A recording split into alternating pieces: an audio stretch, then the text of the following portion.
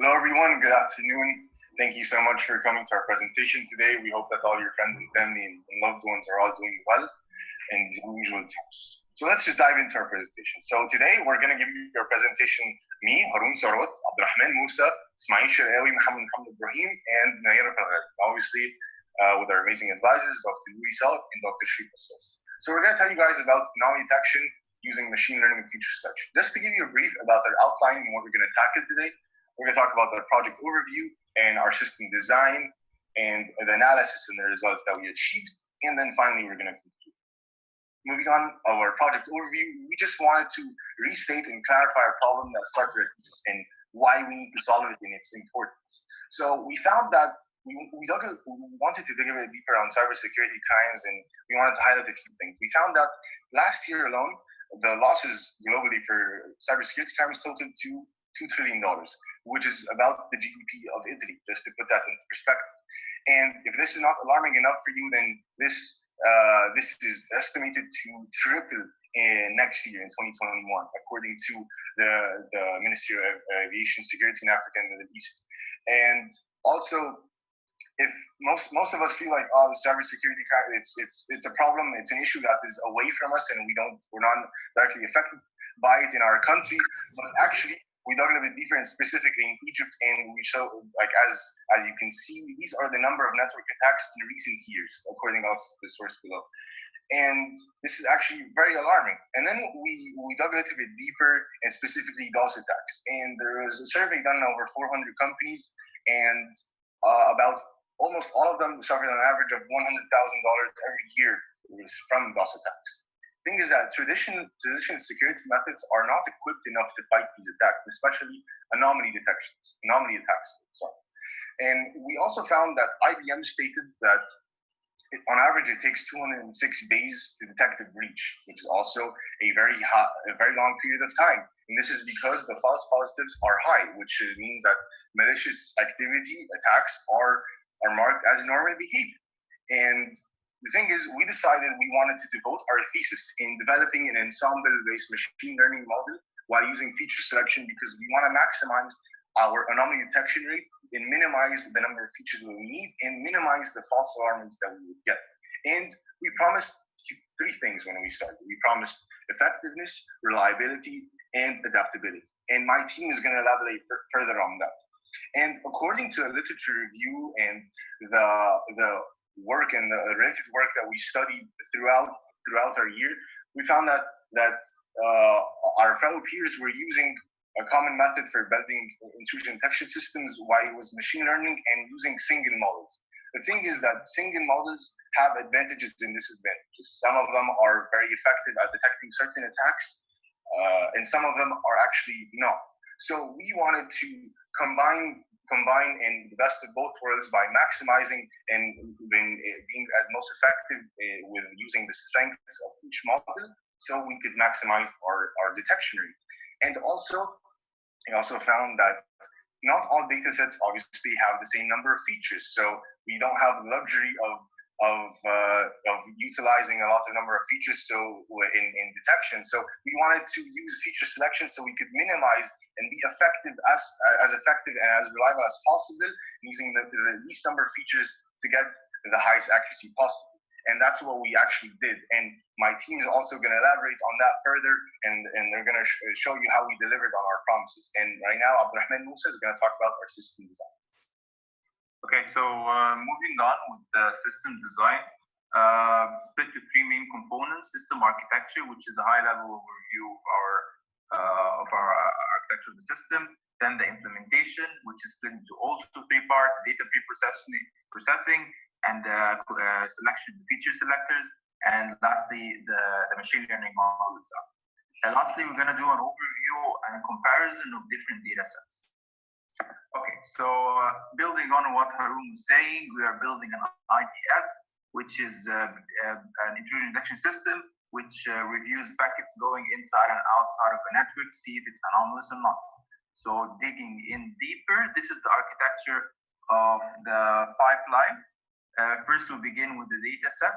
After being pre-processed, it moves on to the next phase. The next phase is the feature select. The usage of this phase is to select the minimum number of features in order to get past to the next phase.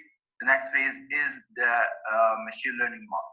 So we used, as Haroon was saying, that most of the papers, or actually all of the papers on the CICDS dataset, we're using only single models, like for instance, multi-layered perceptrons or SVM or TNN, the single model to get moderate results. What we are aiming in here to implement the first ensemble model on the CICDS dataset. What ensemble model means concisely is that you have different classifiers or different machine learning models combined into one. We had, for instance, this diagram had 3 classifiers, and then passed to the meta classifier, and then obviously the last part we get the results. Okay, so the data pre-processing. In this phase, we have to clean and make sure that the data is consistent and well structured and ready to get past to the next phase. So first phase was to make sure that the PCAP files are transformed to CSV files, because the data set we're using, as Ismail is going to explain later, is about real PCAP files of a real network. So we had to change this to CSV files so that our Python script could understand it. Then we combined those into one CSV file. We dropped all the nans, all the nulls. There are other methods, of course, to fill in the nulls, for instance, min-max, or other ways to fill the nulls, but we dropped them because we had redundant, actually, the number of info. This data set has over 1 million rows, so it's actually has abundance of data, so it doesn't matter if you drop a few hundreds of rows. So the next phase was taking a sample of 100K row and then make sure that the data is balanced. That means that the number of anomalies and the number of normal packets are equal. And then we removed the strings. And lastly, we removed the highly correlated features. What highly correlated features means is that the features that are basically representing each other, or they have are highly correlated. That added up to 23 columns. Okay, so the next phase is the feature selection. Actually, I'm not really going to dig into much details in this now because it's going to be explained later in the presentation, but just a quick overview. We tested out 2 feature selectors, the ANOVA and a voting system. The next phase is after we have pre-processed our data and after we have selected our features, is then pass it to the machine learning model. So as I was saying earlier, we're using an ensemble-based model, which is basically a combination of different machine learning models. The model that we used is stacking, the ensemble model. So yeah, we combine weak learners using one big meta learner. So why stacking ensemble model? Because one of the big advantages of stacking model is that it promises high results. Actually, it's one of the most used models on Kaggle. For you who doesn't know, Kaggle is something like code forces, but for ML and data science. The cons of stacking, or actually the cons of ensemble models in general, is that it has higher chance of overfitting. So we have to be more cautious when dealing with the model to make sure that our results are real. Okay, so this is a high overview of the ensemble model. We used 2-level stacking. That means we had 2 levels of machine learning models. The first layer was KNN and multi-layered perceptrons. The second layer, we had state vector machine and logistic regression. And lastly, our meta learner is decision tree. Something worth noting is that before passing the models or plugging them inside the stacking model, we had to do hyperparameters. We had to make sure that all the parameters for each model is optimized. Okay, so we're gonna move forward with the dataset comparison and overview with Ismail. Okay, so now we're going to want a very quick comparison between the NSLKDB and the CICID 2017, which is what led to our main focus being the CICID. To start things off, both datasets were created for very different reasons. The NSLKDB was created for a competition that took place back in 1998, in which traffic records seen by a very simple intrusion network were collected. These collections were nothing more than mere traces of traffic encountered by real IDS. And the reason that this dataset was considered the benchmark for so long is because it was the closest thing to a real collection of network traffic available for a very long time. And many experiments were based on it, so people just stuck to it so they'd be able to reliably compare results. On the other hand, the CICID was created with the intention of generating all current day's most popular attacks with a focus on realistic background traffic. And that is achieved by having gathered PCAPs of real generated attacks based on a built abstract behavior of over 25 users, which were then analyzed using CIC flowmeter, thus providing an even greater depth and generating vitals and realistic statistical features from these PCAPs. To provide quick content comparison, we can follow along in the provided table. As we can see, both datasets provide a full network topology composed of a modem, a firewall, switches, routers, and a variance of operating systems. Secondly, the NSLKDD lacks a complete profiling system, which should consist of at least 12 different machines in a victim network alongside real attacks from a separate attack network, which the CICID manages to provide. And lastly, the CICID captures network traffic from the main switch and memory dump from all victim machines during the attack execution, just to make sure that no packets are lost, which the NSL lacks. In addition, of course, to the fact that the NSL misses out on one of the most frequently used network protocols nowadays in the HTTPS. Now we move on to the first feature selector with WebData. Okay. The variance of a feature determines how much it is impacting the response variable. If the variance is low, it implies there is no impact of this feature on response and vice versa. Therefore, analysis of variance or ANOVA, which is a statistical method, is used to check the means of two or more groups that are different from each other. If we group the numerical features of the dataset by the target feature, then ANOVA examines if the means for each group are significantly different. As shown in this figure, if the distributions overlap or close, the grand mean will be similar to individual means. And if distributions are far, the grand mean and the individual means differ by larger distance. Grand mean refers to variations among the groups since the values in each group are different. So in ANOVA, we compare among group variability to within group variability. ANOVA also uses F-test to check if there is any significant difference between the groups. If there is no significant difference between the groups that all variances are equal, the result of ANOVA, F ratio or F-test will be close to 1. Here are the results of applying ANOVA to CIC-IDS 2017 dataset. As you can see, some features in the top 12 disappeared when we decreased the number of features, and not necessary that they were the ones at the bottom. The ones that disappeared are marked red as shown in this table. In the following two data frames, we can compare how the features values of the top 4 features vary when the label is normal compared to it when it is an attack. For example, packet length mean in normal intrusions is usually 6.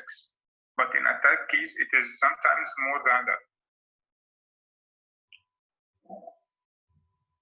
For 6 features, for example, if we consider the average packet size, in case of normal, it is usually 9. Whereas in attack intrusion, it varies from 7.5 to 1,000 and some fractions. So this is how top selected features can greatly affect the label values.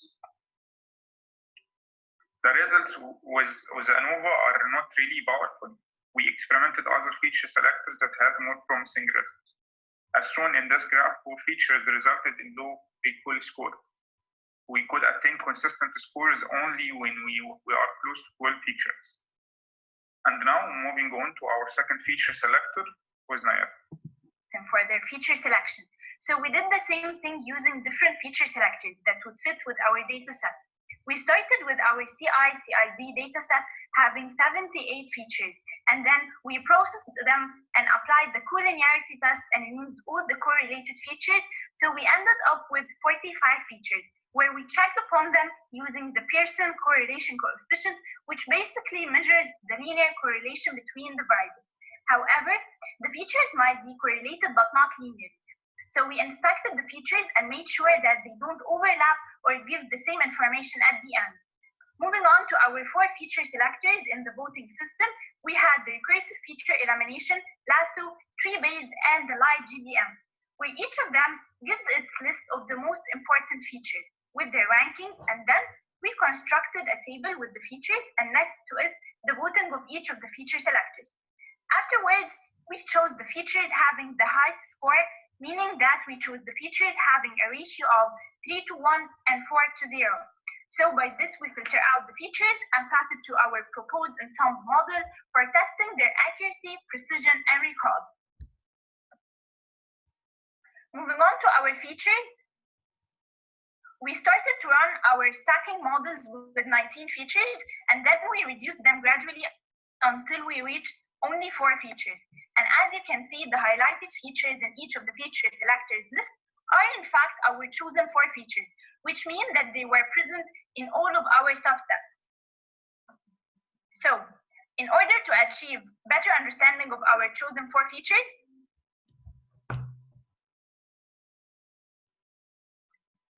to make sure that the features were not only present in the feature selector subset, but also they were having high rankings across all of the feature selector subsets, we constructed a table for the ranking of each feature in each of the feature selectors list. And as you can see, the results were satisfying and promising for our concerns, as the ranking were fairly good. Our features are flow packet per second, average packet per side, top flow forward packet, and init win bytes backward.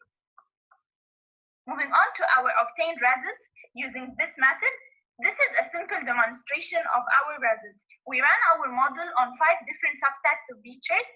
As I stated earlier in the slides, we started with 19 features, and then we reduced them gradually until we reached our chosen subset that is combined of only 4 features. As you can see, most of our results were above 99%. Our threshold was way below that. You are going to see later, as my colleague will be discussing it in the next couple slides. Most of other work in the literature review were obtaining results around 95%, and the maximum was 95.8%. But our obtained results were way above of that. They were in the range of 99% plus. And for our chosen 4 features, we got accuracy 99.82% and precision that was equal to 99.88%, and finally the recall that was equal to 90.81%. And now I'll leave you with Ismail, who will be discussing our results and analysis. Okay, so our researchers' main initial goal was the construction of an ensemble model that provides an advancement in the scope of intrusion detection, and specifically loss effect detection. Given that there is a constant increase in knowledge, it has to be gathered and then merged to more updated and better functioning models.